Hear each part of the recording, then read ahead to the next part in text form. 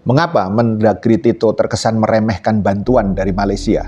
Pernyataan Menteri Dalam Negeri Tito Karnavian terkait bantuan kemanusiaan dari Malaysia untuk korban banjir di Aceh memicu polemik panas di Jagadmaya.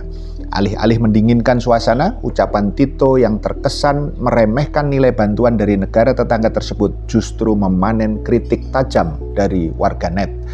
Apa yang sesungguhnya terjadi?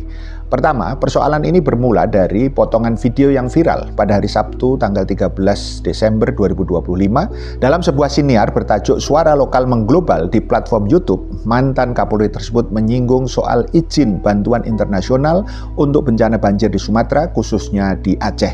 Tito menyebut bahwa bantuan obat-obatan dari Malaysia yang masuk nilainya tidak seberapa jika dibandingkan dengan kekuatan anggaran pemerintah Indonesia. Kedua, kepada host acara tersebut yaitu Helmi Yahya, Tito menjelaskan bahwa bantuan asing harus melalui mekanisme Kementerian Luar Negeri, Kemenlu, dan perlu dikaji urgensinya. Ia menekankan Indonesia tidak ingin citranya jatuh seolah-olah tidak mampu menangani bencana sendiri, padahal nilai bantuan yang masuk tergolong kecil. Setelah dikaji, berapa banyak obat-obatan yang dikirim, itu nilainya tidak sampai 1 miliar.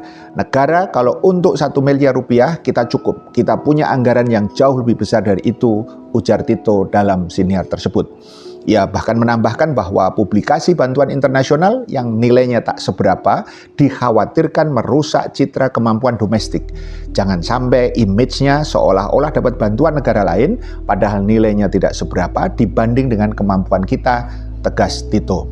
Ketiga, mantan Menteri Luar Negeri Malaysia dan tokoh senior negeri jiran Tan Sri Rais Yatim melalui sebuah video yang juga mendadak viral pada Jumat 19 Desember 2025 melontarkan teguran yang sangat menohok. Intinya satu, Tito Karnavian diminta belajar adab dan budi pekerti sebelum bicara di depan publik.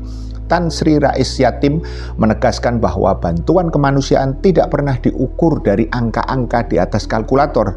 Reaksi Menteri Negara Tetangga yang menyatakan donasi 60.000 US dollar Amerika atau sekitar 1 miliar rupiah itu kecil adalah hal yang tidak sopan, tegasnya.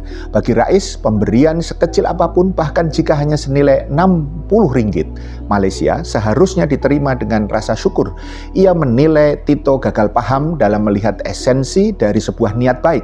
Menteri yang bersangkutan diharapkan untuk belajar terlebih dahulu dalam hal ucapan, komunikasi, atau bahasa kepada tetangga, tambahnya lagi. Merespon kritik itu, Tito pun kemudian mengklarifikasi pernyataannya dan menyebut tidak bermaksud menilai bantuan Malaysia tersebut.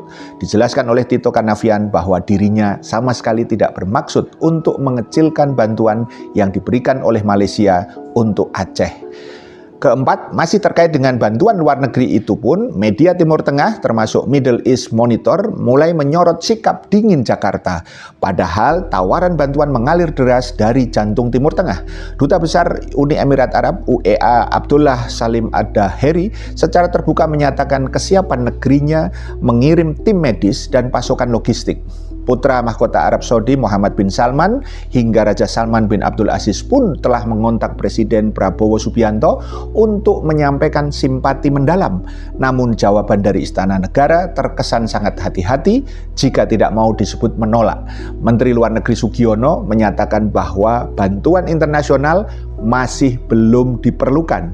Senada dengan itu, Sekretaris Negara Prasetyo Hadi menyebut pemerintah memiliki pertimbangan sendiri dalam menyikapi uluran tangan tersebut.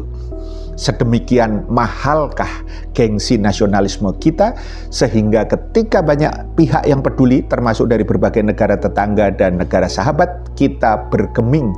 Toh faktanya kondisi lapangan masih jauh dari harapan. Usulan status bencana nasional sampai saat ini pun dicuekin. Ada apa sebenarnya dengan pemerintah?